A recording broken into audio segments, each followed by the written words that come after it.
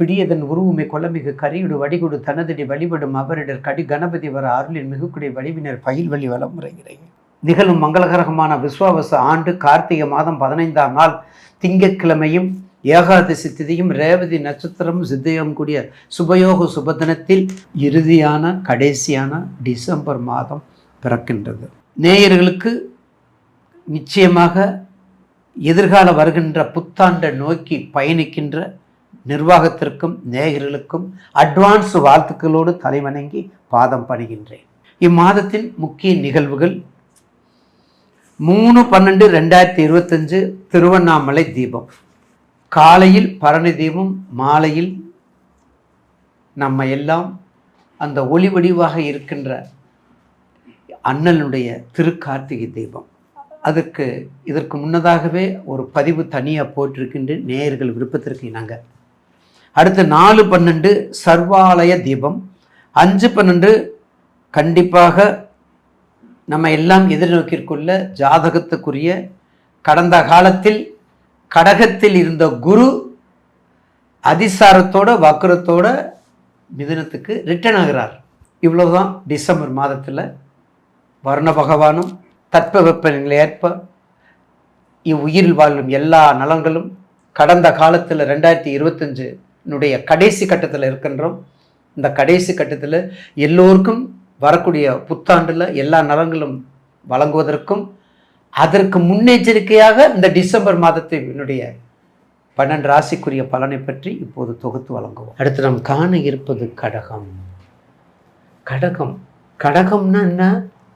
வடக்கு. கடகம்னா என்ன? அடக்குதல். கடகம்னா என்ன? எல்லாத்தையும் ஒன்று சேர்த்தல். கடம் இல்ல, கடகம். பாசத்தால மோசம் போறதுக்கும், அறிவு சார்ந்த ஞானத்திற்கும் எந்த ஆராய்ச்சினாலும் சரி, நீங்க தான். எந்த ஆராய்ச்சினாலும் சரி, அதுலேயும் தாய் பாசம் மகத்துவமானது. அதை விட தாய் நாட்டு பாசம் எல்லை இல்லாதது. பார்த்தீங்களா? தாய் பாசம் மகத்துவமானது, அதை விட தாய் நாட்டு பாசம் எல்லை இல்லாதது. மிலிட்ரியில டிஃபென்ஸ்ல போய் பார்த்தோம்னா பாருங்க, கடகம் நிறைய இருக்கும். மேசம், கடகம், தனுசு எல்லாம் பாருங்க நிறைய இருக்கும். 10 பேத்துக்கு 5 பேர் 6 பேர் இருப்பாங்க கடகத்துல. ஏன்னா அது உணர்வுகளுக்கு அப்பாற்பட்ட சக்தி. ஒரு மனிதனுடைய உணர்வுக்கு அப்பாற்பட்ட சக்தி கடகம். அதனாலதான் கடகத்தினுடைய தன்மையை யாருனாலும் கண்டுபிடிக்க முடியாது. ஏன்? தமிழுக்கு ஆடி மாசம், அங்கே இருக்கக்கூடிய ஆட்சி பெறுவது சந்திரன். அப்போ அப்படியெல்லாம் இருக்கும்போது என்ன ஆகும்? உங்களுக்கு மனசுல போட்டு பிதட்டும். அம்மா பார்க்கணும், அப்பாவை மறந்துடும், தம்பியை பார்க்கணும், தங்கச்சியை பார்க்கணும், வீட்டுக்காரையும் மறந்துடும், அப்பாவும் மறந்துடும், பிள்ளைகளை கூட நினைக்காது. ஆனால் சகோதரன் சகோதரி, ஆராய்ச்சி, அறிவு, இதெல்லாம் நிறைஞ்சவங்க கடகம். அப்பா ஒரு வழியாக முடிஞ்சிருச்சுப்பா, அஷ்டமத்து சனி போயிடுச்சு. ஆனால் இன்னும் கொஞ்சம் ஏதோ வாக்கிய பஞ்சாங்கத்தில் இருக்குன்னு சொல்லியிருக்காங்க ஐயா, அது வேற பயமாக இருக்குதுங்க ஐயா. அங்கே ஒரு சாரார் எல்லாமே ஒரு பக்கமாக பேச முடியாதே. 5 பேரில் 5 இல்லையே. திருக்கணிதத்தில் நல்லா சொல்லிட்டு இருக்கிறீங்கய்யா, வாக்கியத்தில் என்ன பயமுறுத்திட்டு இருக்காங்கய்யா, இன்னும் சனி பயிற்சியே வரலன்னு வேற பயமுறுத்திட்டு இருக்காங்கய்யா. எப்படியா நாங்கள் கணிக்கிறது? எதை கணிக்கிறது? நம்பிக்கையை கணிச்சுக்கங்க. உங்களுக்கு வேண்டிய நம்பிக்கையை கணிச்சுக்கங்க. அது நிச்சயமாக உங்களுக்கு நல்ல வழியை காட்டும். அதில் மாற்று கருத்து இல்லை.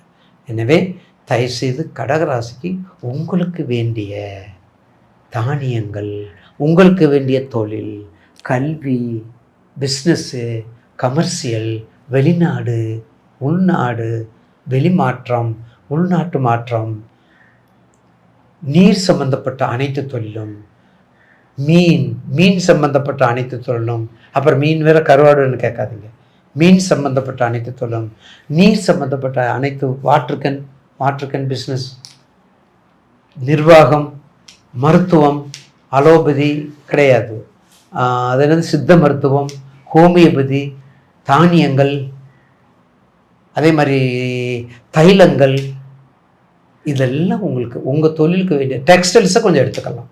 டெக்ஸ்டைல்ஸ் எடுத்துக்கோங்க. அப்போ டெக்ஸ்டைல்ஸ் எடுத்துக்கோங்க. கொஞ்சம் தைலங்கள், வாசமுள்ள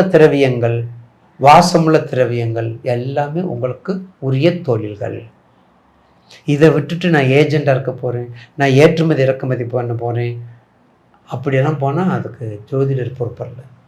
உங்கள் தசாபத்தியை பாருங்கள், உங்களுக்கு என்ன கண்டிஷனுங்கிறத பாருங்கள். அப்படியே லைனுக்கு கடக உங்கள் ராசிக்கு நினைவுபடுத்திக்கோங்க. அப்போ உங்கள் ராசி நினைவுபடுத்தும் போது எப்படி இருக்குன்னு தெரிஞ்சுக்க. அப்படி வந்தால் நிச்சயமாக உங்களுக்கு நல்ல பயனை இந்த டிசம்பர் மாதத்தில் ரொம்ப அற்புதமாக இருக்கும். கஷ்டம் முடிஞ்சிருச்சுங்க, கடகத்துக்கு கஷ்டம்லாம் முடிஞ்சிருச்சு. கொஞ்சம் இந்த கன்ஃபியூஸ் பண்ணுறாங்க பார்த்தீங்களா, அந்த மாயை மட்டும்தான். என்ன நட்சத்திரம்? பூசம், புனர்பூசம், பூசம், ஆயில்யம். ஞாபகம் வச்சுக்கோங்க. புனர்பூசம் குரு நட்சத்திரம், குரு வழிபாடு பண்ணுங்க. புனர்பூசம், பூசம். பூசத்துக்கு குரு வழிபாட்டோட அண்ணாமலையார், குரு வழிபாட்டோட நாராயண குரு, குரு வழிபாட்டோட ரமண மகரிஷி, குரு வழிபாட்டோட ராமானுஜர். இப்படிப்பட்ட வழிபாடுகள்லாம் பண்ணாங்க பூச நட்சத்திரக்காரங்களுக்கு. அதுக்கடுத்தது ஆயில்யம், சொல்லவே வேண்டாம். 33 கோடி தேவர்களும் சரி, ரிஷிகளும் சரி, 7 லோகத்தில் உள்ளவங்களும் சரி, எல்லாரும் ஒரு சேர இருக்கக்கூடிய திருத்தலம் திருப்பரங்குன்றம். ஏன் இங்கே எல்லாரும் சேர்றாங்க? நம்ம வீட்டில் ஒரு நல்ல ஒரு காரியங்கள் நடக்கும்போது நம்ம எல்லாம் ஒன்று சேர்றோம்ல. ஒரு வீட்டில் கல்யாணம் நடக்குது, எல்லாரும் ஒன்று சேர்றோம். அதுவும் நடக்குது, எல்லாம் ஒன்று சேர்றோம்.